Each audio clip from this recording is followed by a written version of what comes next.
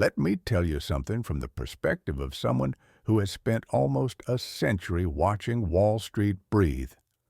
I have seen booms so euphoric they felt like destiny, and I have seen crashes so violent they erased entire lifetimes overnight. Markets move like tides. When the water rises, everyone looks like a genius. When it pulls back, you suddenly see who was swimming naked, and the market today feels uncomfortably familiar. It reminds me of 1929, just before the Great Depression. It reminds me of the late 1990s, right before the dot-com bubble burst. This market feels like a 2 a.m. party. The music is deafening. The champagne towers are taller than the people drinking them. Everyone is dancing. Everyone is shouting the same three dangerous words. This time is different.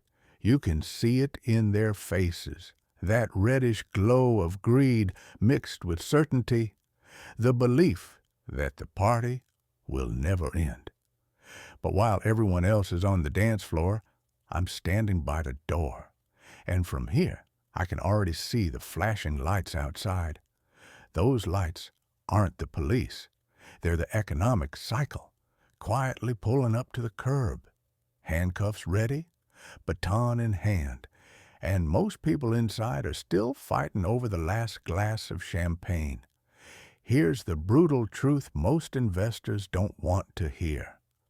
Most people don't die financially at the bottom of a bear market. They die at the very top of a bull market. Why? Because at the top, you don't feel fear. You feel smart. You feel chosen. You feel like you finally figured it out. You believe you are the clever turkey. This is a story my unpopular philosopher friend Nassim Taleb likes to tell. And it's one of the most powerful mental models in investing. Imagine a turkey. From the day it's born, a friendly farmer shows up every morning with food.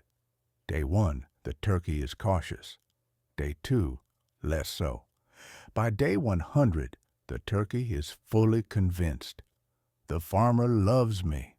The turkey now builds a perfect model based on data. Every day confirms it. Food arrives, life improves, weight increases, confidence explodes. The turkey concludes, tomorrow will be even better. Until the afternoon before Thanksgiving. The farmer shows up again, but this time he's not carrying food. He's carrying a knife.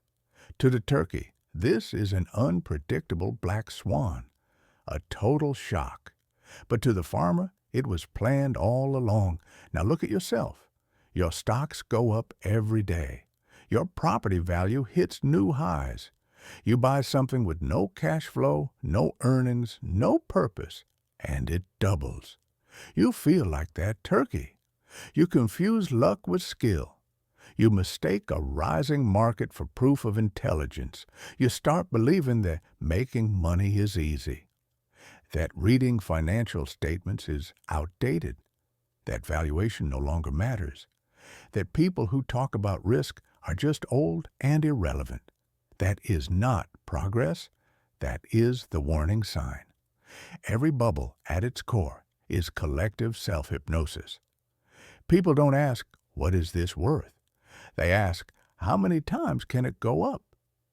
People don't ask, what happens if I'm wrong? They ask, how do I not miss out? And then they come to me and ask, will there be a crash this year? I don't know. I don't predict macroeconomic timing. I don't stare at charts drawn by so-called experts. If you want predictions, go to a fortune teller. But I do know this. If you stay in a casino long enough, you will eventually experience a once-in-a-century storm. That's not probability. That's time. Since storms are inevitable, predicting the exact moment is useless. Preparation is the only edge that matters. So let me ask you a question. If tomorrow the Dow drops 50%, if your house falls 30%, if you lose your job at the same time, Does your financial ship sink like the Titanic? Or does it float like Noah's Ark, carrying you and your family safely above the flood? Most people don't have an ark. They sold the life jackets. They used the money to buy more chips. That is why I'm making this video, not to scare you, but to wake you up. Because at the most euphoric moment of the party, the warning signs are already screaming. If you're willing to take off the glasses of greed. And next, I'm going to show you the first signal, the one that doesn't appear on Wall Street screens, the one that shows up in ordinary people around you. That's where the real danger begins. Here is the part nobody likes to hear. Most investors don't lose everything at the bottom of a bear market. They lose everything at the peak of a bull market. Not when fear is everywhere, but when confidence feels justified. At the bottom, people are scared. They sell because they can't sleep. They panic because the pain is visible. But at the top, nobody feels reckless. They feel intelligent. They feel like they finally deserve the money they're making, like the market has recognized their talent, like the rules no longer apply to them. That's why tops are so deadly, because danger doesn't arrive wearing a warning label. It arrives wearing confidence. People don't say, "I'm gambling." They say, "I understand the new paradigm." They don't say, "This is risky." They say, "You just don't get it yet." At market tops, stupidity disguises itself as insight. Luck puts on the costume of skill, and greed starts calling itself vision. This is when people stop asking the most important question in investing: what could go wrong? Instead, they ask a much more dangerous one: how much more can I make? At this stage, past success becomes poison. Every winning trade reinforces the illusion. Every green day rewires the brain. You start to believe your experience in a rising market is proof of your intelligence. But a bull market is a terrible teacher. It rewards behavior that will eventually destroy you. It teaches you that leverage is harmless, that concentration is confidence, that risk management is unnecessary, that selling is weakness. And slowly, without realizing it, you stop investing and start believing. Believing that prices only move in one direction. Believing that liquidity is permanent. Believing that someone else will always be there to buy when you decide to sell. This is how people walk willingly into traps, not because they're stupid, but because they're human. The market doesn't need you to be wrong. It only needs you to be confident at the wrong time. History is filled with intelligent people who understood finance, who read books, who watched the same charts you're watching right now and still lost everything. Not because they didn't know enough, but because they believed too much. They believed the cycle had been defeated. They believed central banks had eliminated recessions. They believed innovation had rewritten math. They believed volatility was a relic of the past. Every generation believes this. Every generation is wrong. And the market is merciless with people who confuse comfort with safety. This is why tops don't feel like danger. They feel like confirmation. Confirmation that you were right all along. Confirmation that doubters were fools. Confirmation that patience is no longer necessary. By the time fear shows up, the damage is already done. And that's why the most important work an investor does is not at the bottom. It's at the top. It's when everything feels obvious. It's when everyone agrees. It's when nobody wants to hear a warning. That's when you have to slow down. That's when you have to observe people, not prices. That's when you have to look away from screens and look at behavior. Because the first real warning signal never appears on Wall Street monitors. It appears in ordinary conversations. And that's where we're going next. Let me show you the first real warning signal. It doesn't appear on trading screens. It doesn't show up in economic reports. You won't find it in earnings forecasts or dot plots. It shows up in people. If you've studied financial history, you've heard the story of Joseph Kennedy. In 1929, just before the Great Crash, Kennedy went to Wall Street to get his shoes shined. While the boy was working, he began talking excitedly about stocks, recommending companies, calling them guaranteed winners. Kennedy didn't wait for the polish to dry. He paid the boy, turned around, went back to his office, and sold everything. His logic was simple. If the shoe shine boy is buying stocks and giving stock tips, then who is left to buy? Days later, the market collapsed. Kennedy survived. The shoeshine boy didn't. Nearly 100 years have passed. Human nature hasn't changed. Only the shoeshine boy has. Today, he wears different uniforms. Look around. When someone who's never read a balance sheet asks mid-workout whether you should buy NVIDIA because it can only go up, when your barber mocks Buffett as outdated while bragging about a coin you've never heard of, when a cousin who never repaid loans becomes the family expert, showing screenshots and explaining why working for money is foolish. That's not entertainment. That's an alarm, because two lethal forces collide. First, buyer exhaustion. Markets rise because new money enters. But when everyone is already in, there's no one left to buy. Smart money is positioned. Late money piles in last. Then a pin drops, a headline, a comment, a rate move. Everyone runs for the exit, but no one is buying. Second, envy. Greed wants more. Envy can't stand watching someone dumber get rich. At market tops, envy peaks. You stop asking if the price makes sense. You just want in. Not to win, but to not feel left behind. That's when markets turn into casinos and discipline becomes social suicide. So what do? You don't argue, you don't warn, you smile, you nod, you finish your drink, and quietly you leave. Because the final profits of a bubble are a trap for fools. When the shoeshine boy gives stock tips, it's not because he got smarter. It's because the market lost its mind. And insanity never ends gently. The second danger signal doesn't come from people.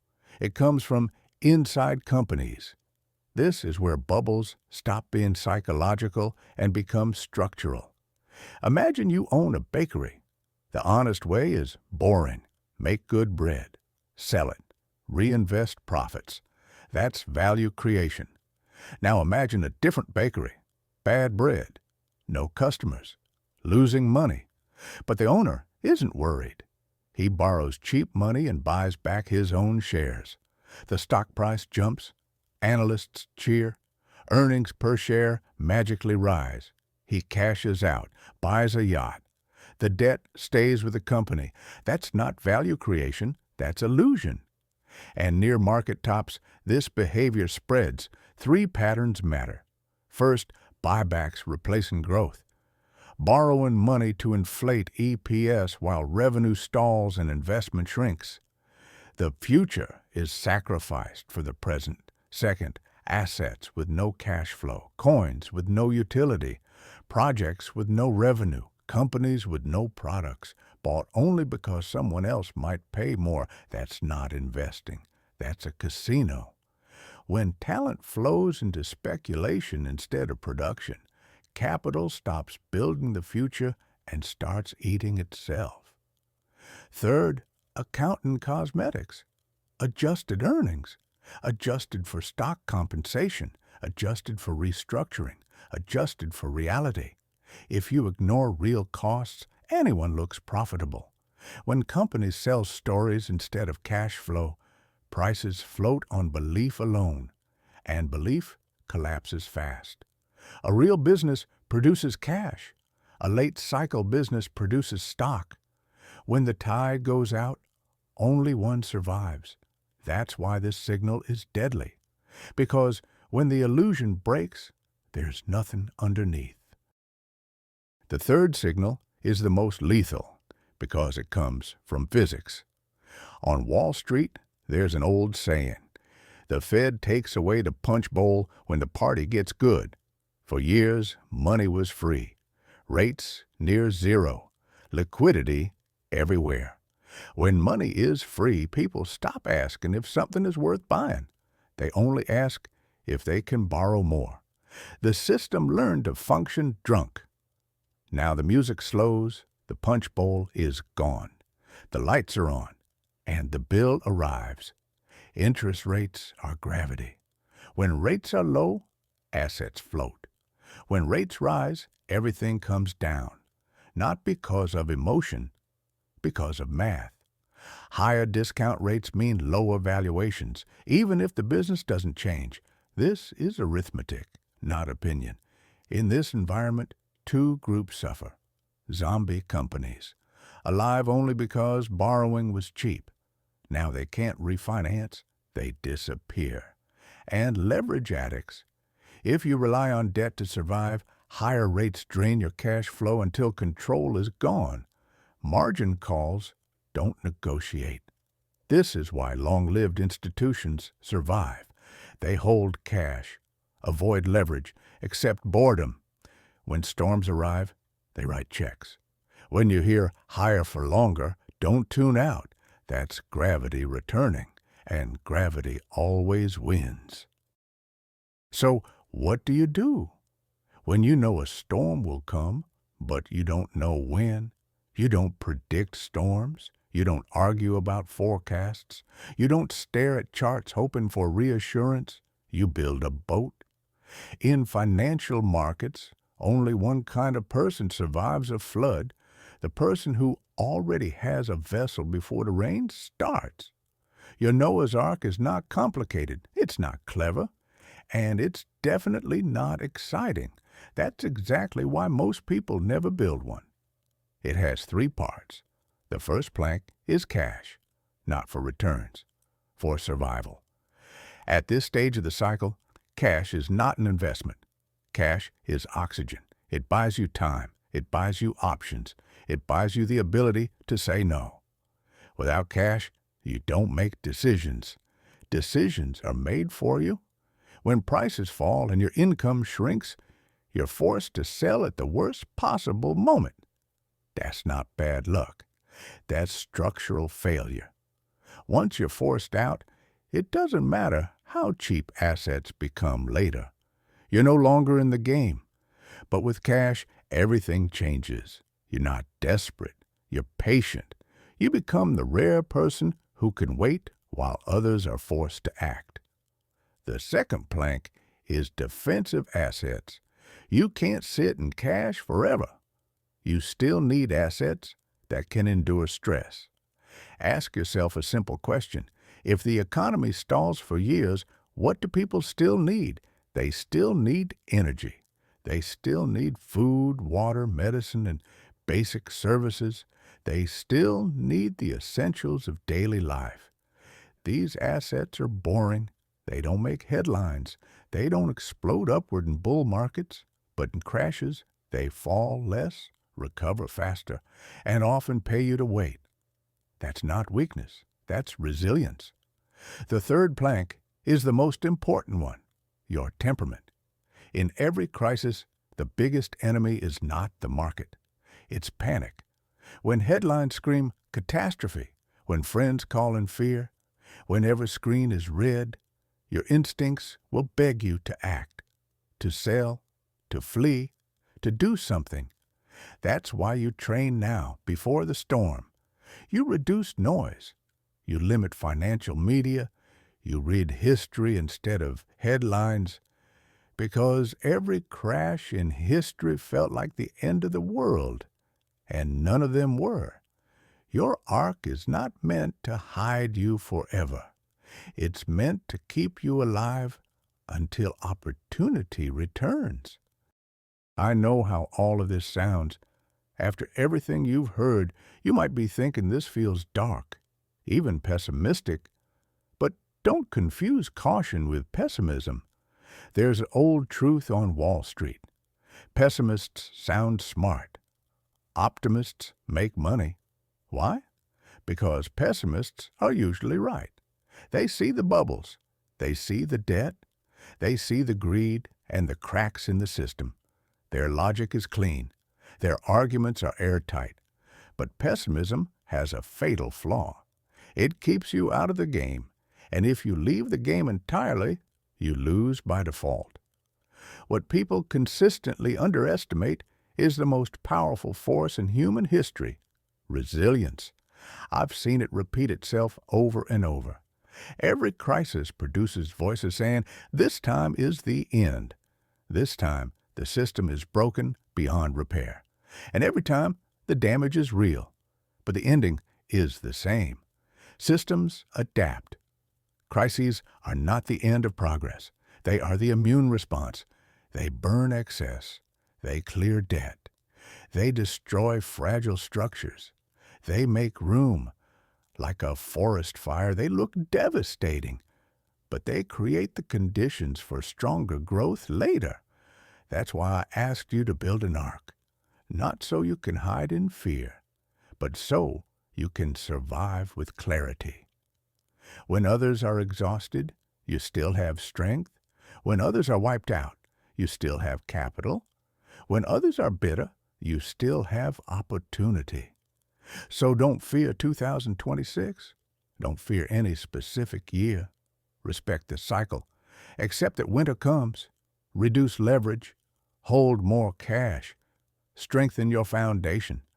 But never deny the existence of spring, because winter has never lasted forever. And those who survive the storm are always the ones who rebuild the future. That is how wealth is truly made. I'll see you on the other side.